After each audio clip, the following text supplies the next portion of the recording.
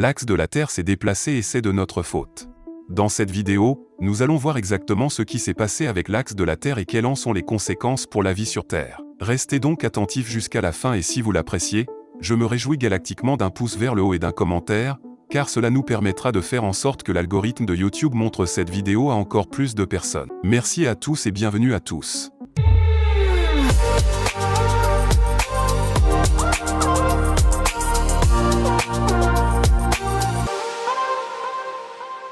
Ton axe n'est pas tout à fait droit.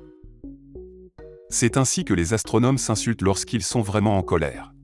Pourtant, un axe droit est plutôt l'exception pour les planètes et même notre Terre est inclinée, si l'on peut dire. Si vous traciez une ligne du pôle sud au pôle nord, cette ligne serait inclinée par rapport au plan de rotation du Soleil. En fait, de 27,27 degrés. Cela est très probablement dû au fait que la Terre a subi de violentes collisions dans le passé. La plus importante d'entre elles a été celle avec la protoplanète Theia, qui a finalement donné naissance à la Lune. C'est en fait une bonne évolution pour nous, car sans l'inclinaison de l'axe de la Terre, la vie sur Terre serait très différente. Le résultat le plus important de cette inclinaison, vous le savez certainement, sont bien sûr les saisons. Pendant les mois d'été, l'hémisphère qui est incliné vers le Soleil est plus exposé au rayonnement solaire et se réchauffe donc davantage. Pendant les mois d'hiver, cet hémisphère est plus incliné vers le Soleil et reçoit moins de lumière directe du Soleil, ce qui se traduit par un temps plus froid. Cet effet est même si fort qu'il dépasse l'impact des distances de la Terre au Soleil. Lorsque nous sommes en hiver dans l'hémisphère nord, nous sommes effectivement les plus proches du Soleil. En effet, la Terre se trouve toujours vers début janvier à son point le plus proche du Soleil, appelé périhélie. Et pourtant, c'est l'hiver chez nous. Mais, l'inclinaison de l'axe de la Terre provoque en fait d'autres effets que les simples saisons. Ainsi, l'inclinaison de l'axe de la Terre influence également la durée des jours. Pendant les mois d'été, lorsque l'axe de la Terre est incliné et que l'hémisphère nord est tourné vers le Soleil, les jours y sont plus longs, tandis que pendant les mois d'hiver, les jours sont plus courts. Cela conduit alors, dans sa forme la plus extrême, au jour polaire, où le Soleil ne se couche plus du tout, et à la nuit polaire, où il n'est plus visible au-dessus de l'horizon. Et le fonctionnement des saisons, la durée du jour, la quantité de lumière reçue par les différentes régions du monde à certains moments, et donc la faune et la flore, tout cela est directement influencé par l'angle d'inclinaison de l'axe de la Terre. Et maintenant, ceci. L'axe de la Terre s'est déplacé. Et c'est de notre faute. Comment se fait-il que l'axe de la Terre se déplace? En fait, cela se produit notamment en raison de cycles naturels qui font partie de ce que l'on appelle les cycles de Milankovitch. J'avais récemment réalisé une vidéo détaillée sur ce phénomène passionnant. Si cela vous intéresse, n'hésitez pas à cliquer dessus. L'axe de la Terre n'est en tout cas pas fixe et immobile, il est soumis à des changements et des fluctuations au fil du temps. L'un de ces mouvements est appelé migration polaire ou migration polaire vraie, pour la distinguer de la migration des pôles magnétiques. En effet, lors de la véritable migration des pôles, l'axe de la Terre et donc la position des pôles géographiques se déplacent effectivement.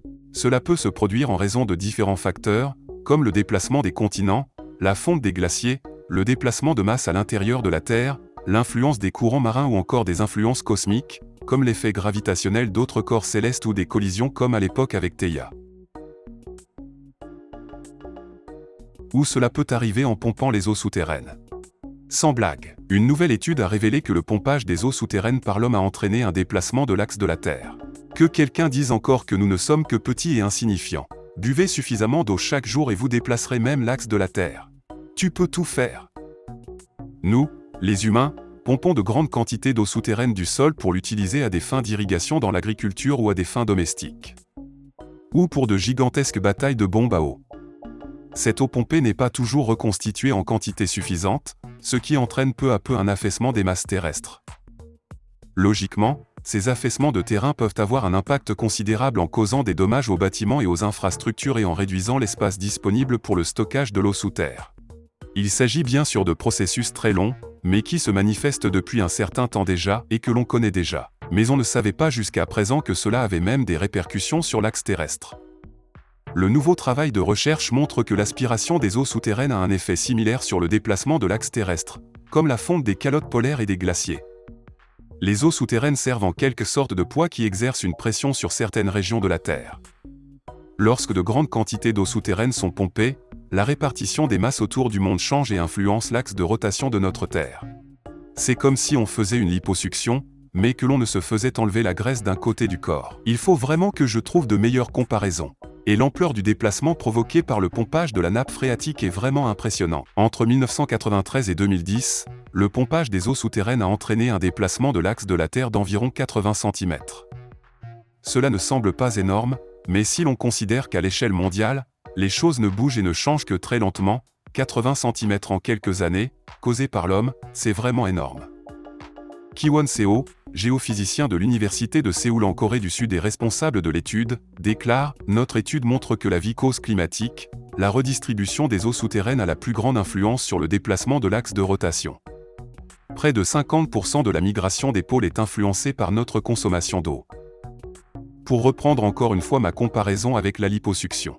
Non seulement la graisse est aspirée de manière inégale, mais elle est ensuite rajoutée à d'autres endroits. Car l'eau souterraine n'est pas forcément utilisée là où elle est pompée. Et cela n'a pas seulement des conséquences sur l'axe terrestre. Selon l'étude, entre 1993 et 2010, plus de 2000 milliards de tonnes d'eau souterraine ont été pompées et réutilisées à d'autres endroits de la planète. L'eau s'est ensuite partiellement déplacée vers les océans, faisant monter le niveau de la mer de 6,24 mm. Donc 80 cm de déplacement de l'axe de la Terre, 6 mm d'élévation du niveau de la mer, on peut se poser des questions. Est-ce dangereux pour nous ? Dois-je arrêter de boire de l'eau ?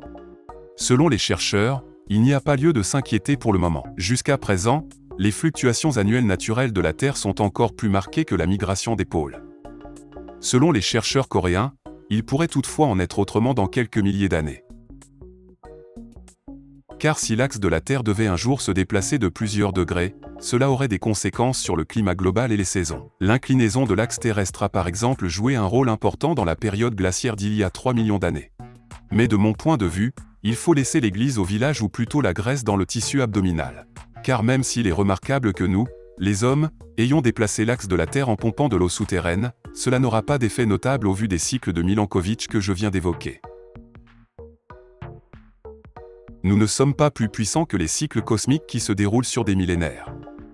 Et sans parler de cela, une civilisation a besoin d'agriculture et d'eau, et ce n'est certainement pas une solution de réduire l'agriculture et de nourrir ainsi moins de personnes.